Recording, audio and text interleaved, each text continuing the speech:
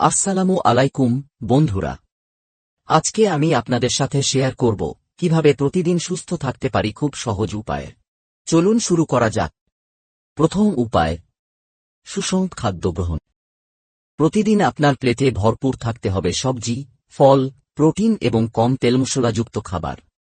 এক্ষেত্রে fast food বা প্রক্রিয়াজাত খাবারের থেকে দূরে থাকতে হবে। দ্বিতীয় উপায়, নিয়মিত ব্যায়াম। প্রতিদিন ৩-০ মিনিট ব্যায়াম করার চেষ্টা করুন।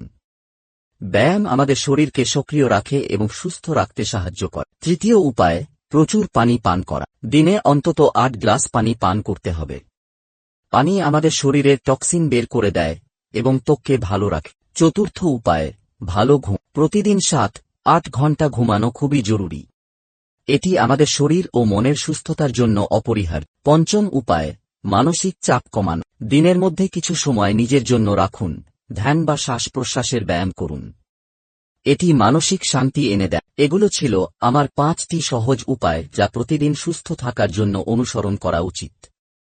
যদি ভিডিওটি ভালো লেগে থাকে তবে লাইক এবং সাবস্ক্রাইব করতে ভুলবেন না। জানাবেন আপনি কোন উপায়টি সবচেয়ে বেশি ব্যবহার করেন।